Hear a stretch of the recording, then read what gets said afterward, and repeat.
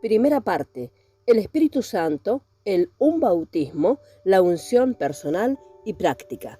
En este presente estudio queremos compartir un tema maravilloso y muy importante acerca de la tercera persona de la deidad, el Espíritu Santo.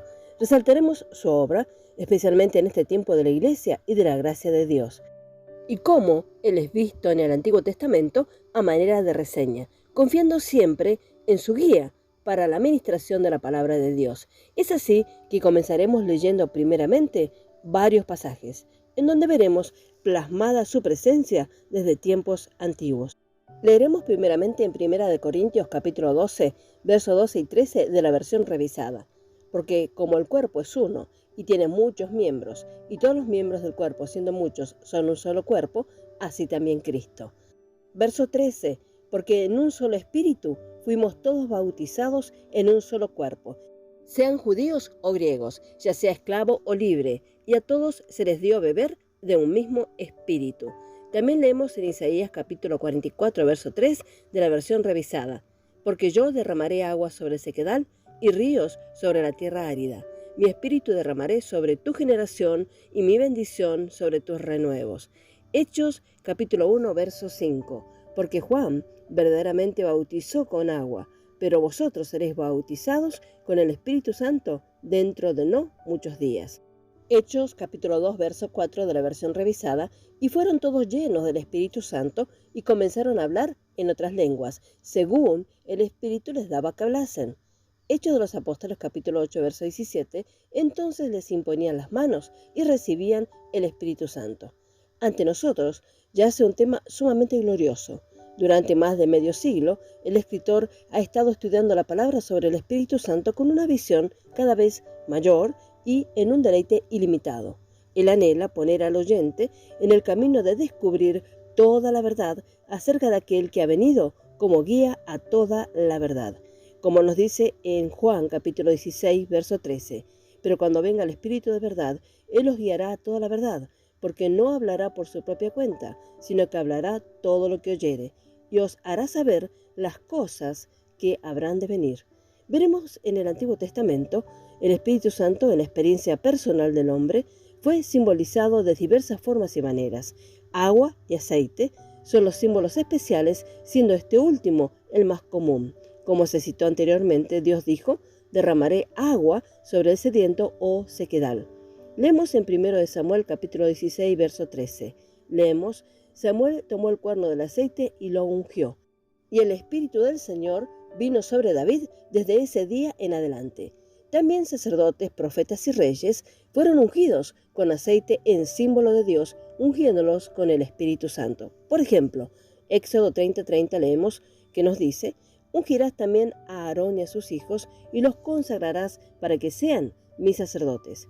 También en 1 de Reyes capítulo 19, verso 16, vemos que Dios instruyó a Elías diciendo, y a Eliseo ungirás para que sea profeta en tu lugar. Así que todas las unciones con aceite y todas las experiencias personales de la presencia y el poder del Espíritu registradas en el Antiguo Testamento fueron prefiguraciones o tipos de las unciones de Cristo y su pueblo.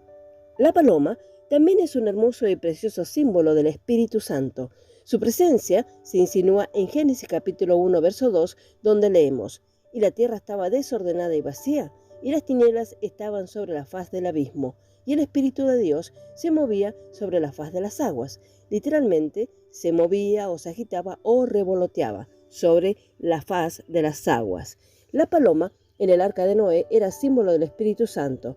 Notamos entonces que el Espíritu de Dios descendió sobre individuos solamente, desde el principio hasta que vino Cristo.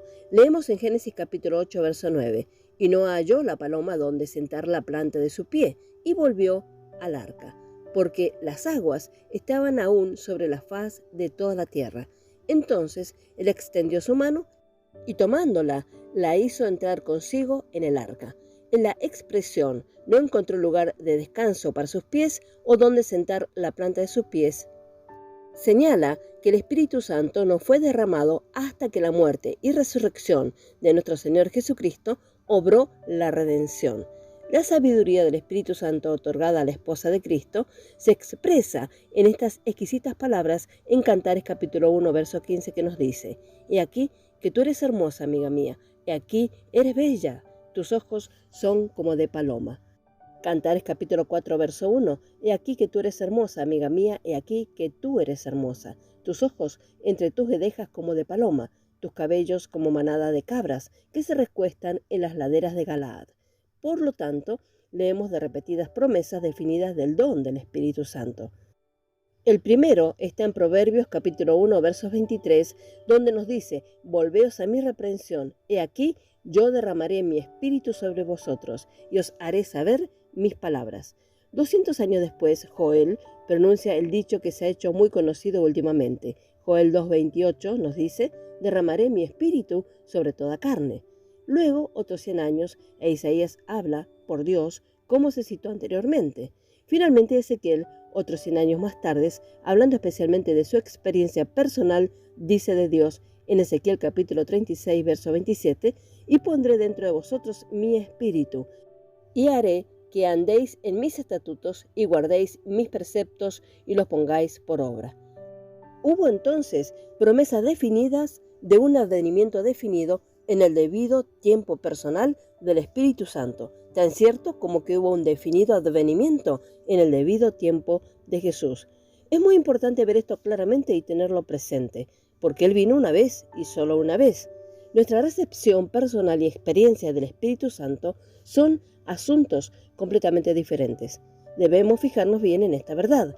Su venida del cielo fue un hecho, un acto soberano de Dios, mientras que su entrada en un creyente es otro hecho que depende del acto de fe del creyente. Así también divisamos en el Nuevo Testamento que la sustancia de la sombra del Antiguo Testamento se encuentra en el Nuevo Testamento. El cumplimiento de las promesas del Antiguo Testamento está registrado en el Nuevo Testamento. En consecuencia, encontramos que aquí un definido tiempo, lugar, manera de la venida del bendito Espíritu Santo. Este registro es profundamente interesante y muy importante. Juan el Bautista profetizó el advenimiento del Espíritu Santo diciendo acerca de Jesús en Mateo capítulo 3, verso 11, Yo la verdad os bautizo en agua para arrepentimiento, pero el que viene tras mí, cuyo calzado yo no soy digno de llevar, es más poderoso que yo. Él os bautizará en Espíritu Santo y fuego. Jesús mismo, el último año de su ministerio en la tierra, habló largamente de la venida del Espíritu. Él lo llamó el Consolador y otro Consolador y el Espíritu de verdad, como vemos en los capítulos 14, verso 16 y capítulo 15, verso 26 de Juan. Y leeremos estos versículos. Juan capítulo 14, verso 16, y yo rogaré al Padre y os dará otro Consolador para que esté con vosotros para siempre.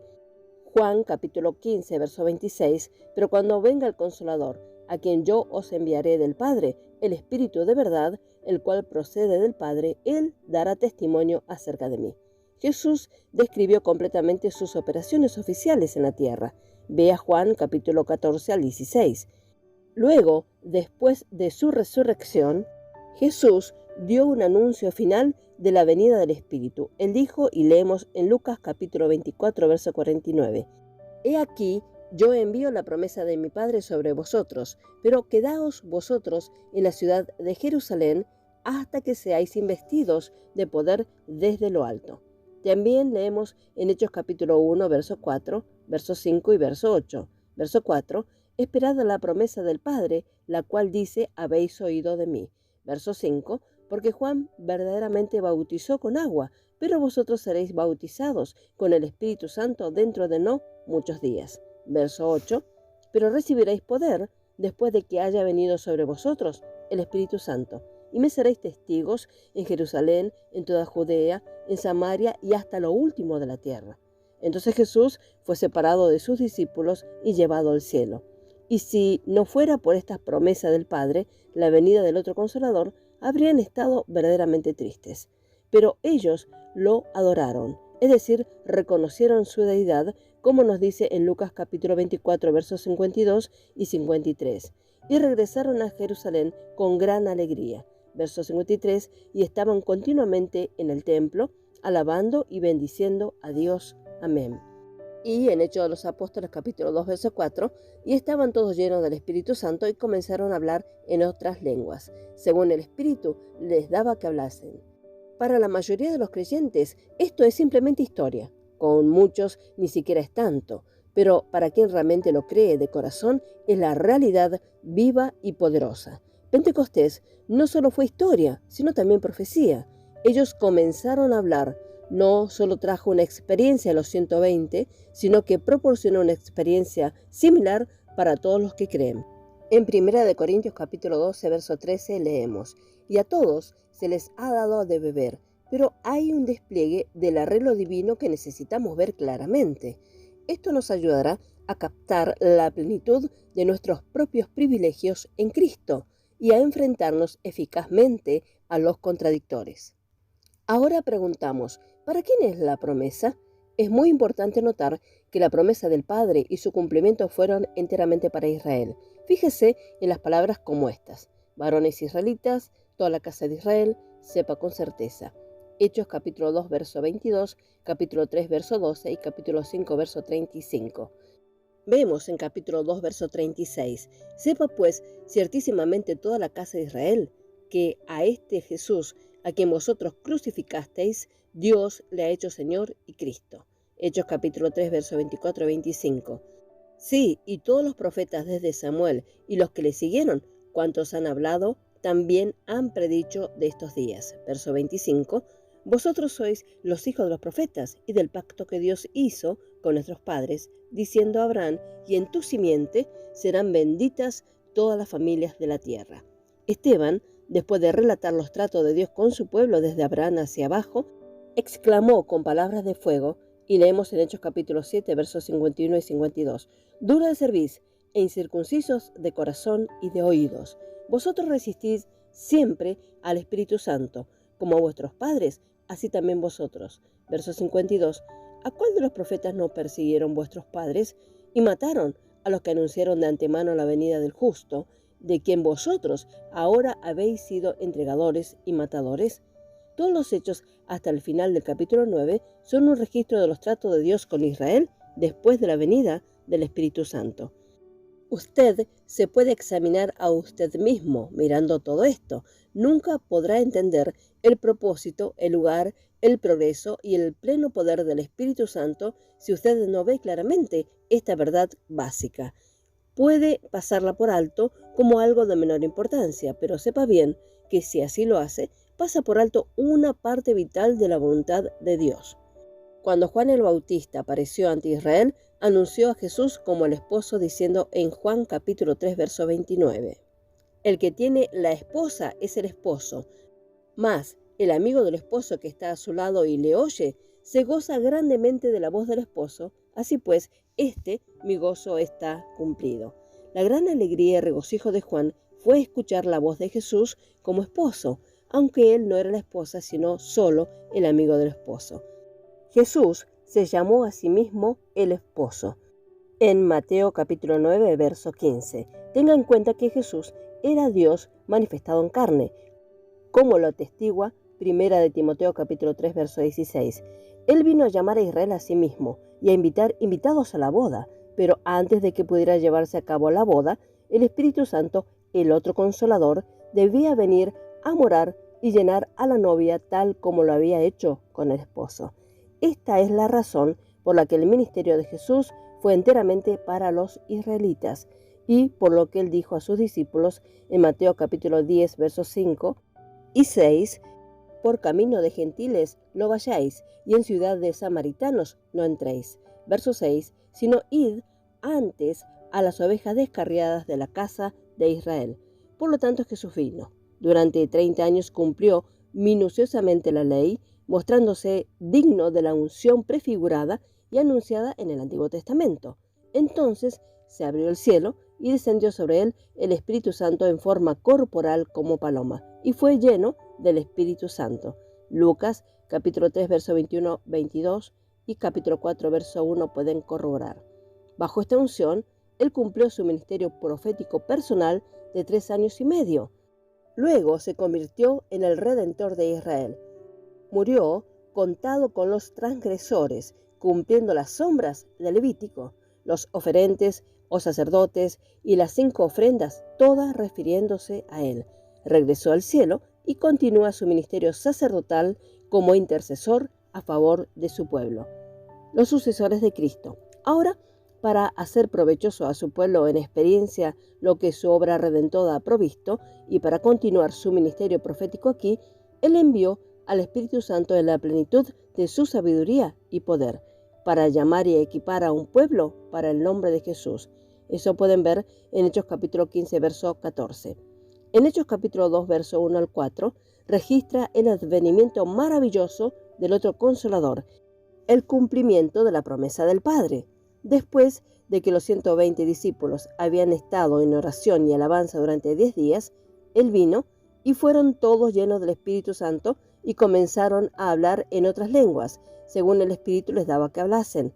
Pedro explica el propósito de este evento a Israel diciendo, en Hechos capítulo 2, versos 36 y 38, «Sepa pues con certeza toda la casa de Israel que a este mismo Jesús, a quien vosotros crucificasteis, Dios le ha hecho Señor y Cristo». Verso 38, «Arrepentíos y bautícese cada uno de vosotros en el nombre de Jesucristo para perdón de pecados y recibiréis el don del Espíritu Santo». Así como los 4 evangelios registran lo que Jesús comenzó a hacer y a enseñar, como se ve en Hechos capítulo 1, verso 1, por el poder del Espíritu. Así los Hechos registran lo que los apóstoles comenzaron a hacer y enseñar por el poder del mismo Espíritu Santo. Estos eventos son ejemplos y tipos para nosotros, así como también historia, pero también son asombrosamente proféticos. Qué privilegio tan grande contar con este bendito poder de lo alto para enseñarnos y guiarnos conforme al propósito eterno de nuestro Padre Celestial, que Él se ha propuesto en nuestro Señor Jesucristo. Que Dios lo bendiga ricamente a cada uno. Amén.